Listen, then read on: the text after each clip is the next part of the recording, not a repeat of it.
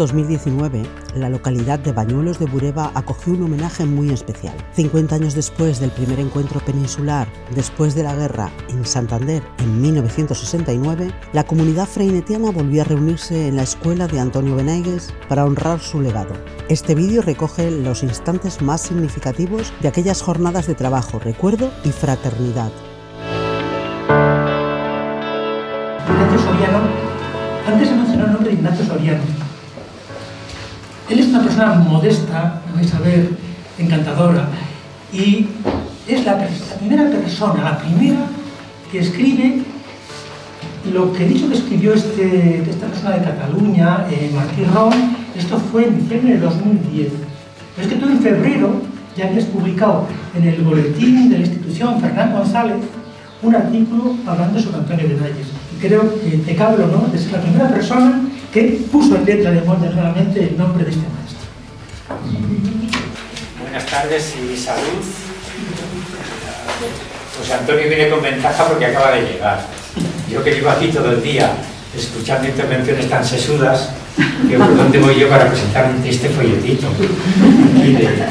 Pero bueno, yo creo que quizás merece la pena algunos detalles porque son como la prehistoria de la historia esta que estamos viviendo, ¿no? Yo conocí a visitar a Freinet en una de las escuelas de verano de Salamanca, de la Transición. Ahí compré un librito que yo creo que estaba editado por el Fondo de Cultura Económica, de Freinet en la escuela, o las escuelas de Freinet, algo así parecido. Y luego ya hacía historia, pero bueno, nos interesaban mucho las experiencias pedagógicas, ¿no?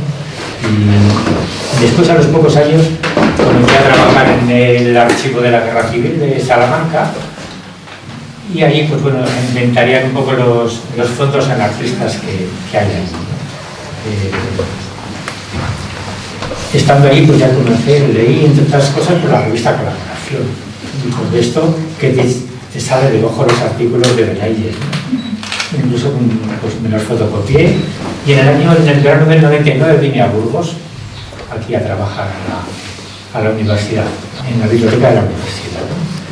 Pues en este año 99 habían asignado a la patronal uno de los edificios del patrimonio acumulado, el que se hizo durante el franquismo, que es en la Plaza de Castilla, si conocéis Burgos, un antiguo hotel que fue muy bonito, que con los anarquistas, con CNT y tal, dijimos, a nosotros no nos dan nada, vamos a ocupar. Y ocupamos el edificio. Entonces hicimos una serie de actividades, y en una de ellas conocí a una que es secretaria de uno de los pueblos de aquí al lado. Y dije, pues yo estoy cerca de Bañuelos. Digo, pues es que allí hubo una experiencia muy bonita. Digo, mira, te voy a pasar los artículos.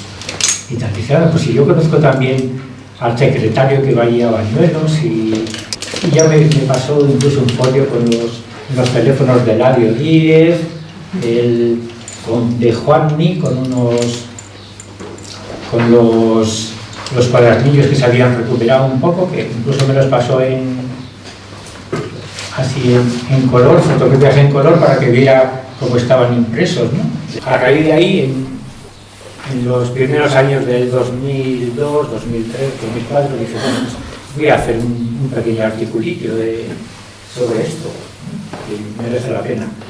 Y entonces ya hice el artículo, que estaba ahí, lo tenía ahí un poco durmiendo, y en un momento determinado lo mandé ya al boletín de la institución Fernán González, y justo a primeros del 2010 ya se publicó el artículo que se imprenta Freinet en la escuela de Bañuelos de Bureba, el maestro Antonio Benaigues. Era un poquito, y yo creo que es al que te refieres, es un poco quizá el primer artículo hecho sobre la experiencia de Bañuelos y del maestro, ¿no?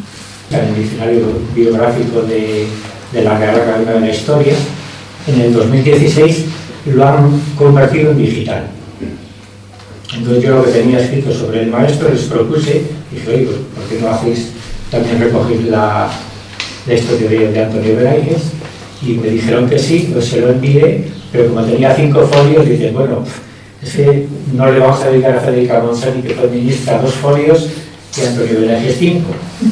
Entonces lo reduje un poco a 2 folios, que es lo que hay ahora, está puesto ya en el diccionario biográfico, ¿no?, latinoamericano de la Academia de la Historia.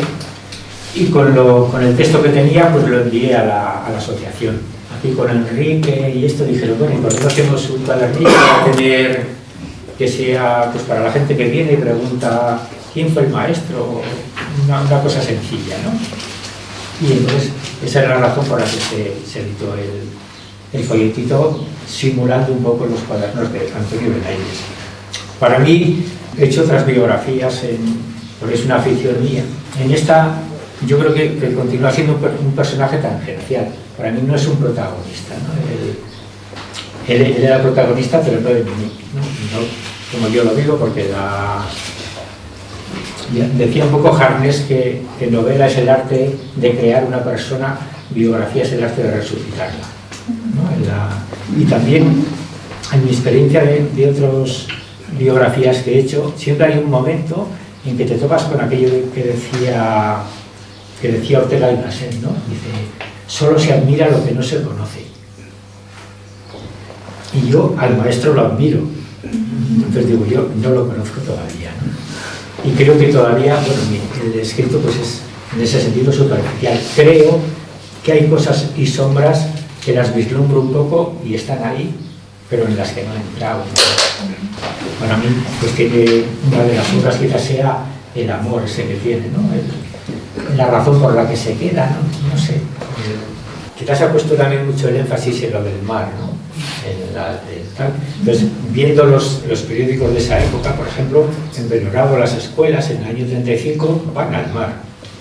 Incluso hacen funciones en invierno para que las criaturas pobres puedan ir, ¿no? Para recaudar dinero.